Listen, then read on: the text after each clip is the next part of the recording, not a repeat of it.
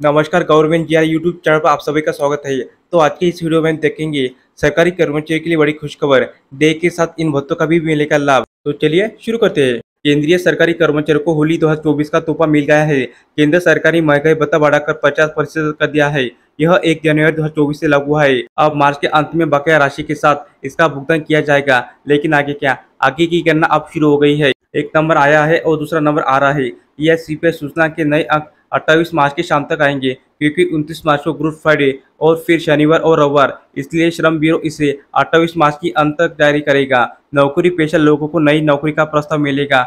महंगाई भत्ते का स्कोर 50% से अधिक होगा, लेकिन कितना? क्योंकि अगर 50% महंगाई भत्ता है तो इसे शून्य का नियम बना दिया गया। तो अब क्या होगा? यह गणना वर्ष 2024 में केंद्रीय कर्मचारियों के महंगाई भत्ते के गणित को बदलने वाली है। दरअसल 1 जनवरी से लागू होने वाली महंगाई भत्ते की तस्वीर साफ हो गई है।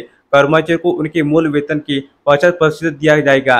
केंद्र सरकार ने कर्मचारियों को जनवरी 2024 से 50% महंगाई भत्ता मिलेगा। नियम कहता है कि 50% महंगाई भत्ते के बाद इसे मूल वेतन के साथ मिलाकर इसे शून्य की गणना की जाएगी। हालांकि सरकार की ओर से अभी तक इस पर कोई बयान आया नहीं है। इसका मतलब है कि महंगाई भत्ते की गणना 50% से अधिक होगी, लेकिन शून्य कब होगा? नया महंगाई भत्ता 1 जुलाई 2024 से लागू होगा।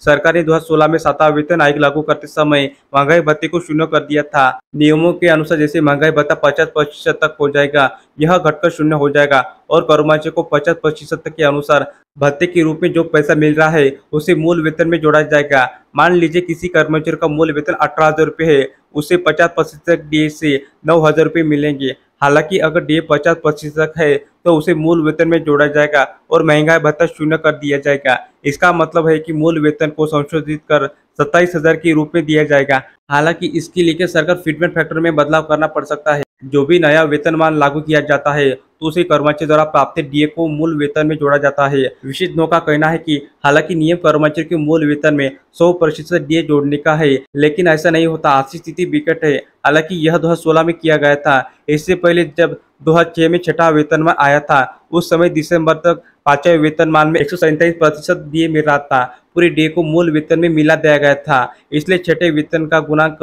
147 था। पे बैंड और नए ग्रेड भी बनाए गए, लेकिन इसे देने में 3 साल लग गए।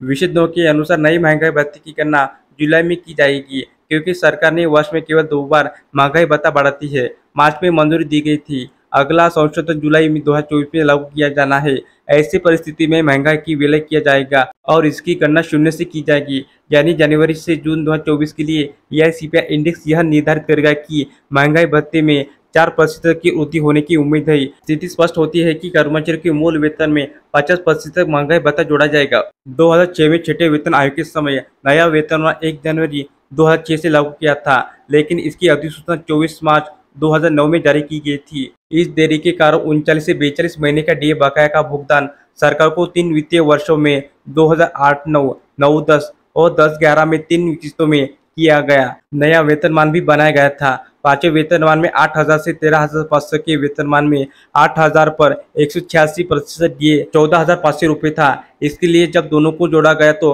कुल वेतन 22,880 रुपये था। छठे वेतनमान में इसका समकक्ष वेतनमान 15,600 से 39,100 रुपये प्लस 5,400 ग्रेड पे निर्धारित किया गया था। छठे वेतनमान में यह वेतन 15,600, 5,400 प्लस 21,000 था और 1 जनवरी 2009 को 16% डीए 2,226 जोड़ने पर कुल वेतन 23,226 रुपये तय किया था। चौथे वेतन आयोग की सिफारिश को 1986 में, 5वें वेतन आयोग को 1996 में और छठे वेतन आयोग को 2006 में लागू किया था। 7वें वेतन आयोग की सिफारिश को जनवरी 2016 में लागू किया था।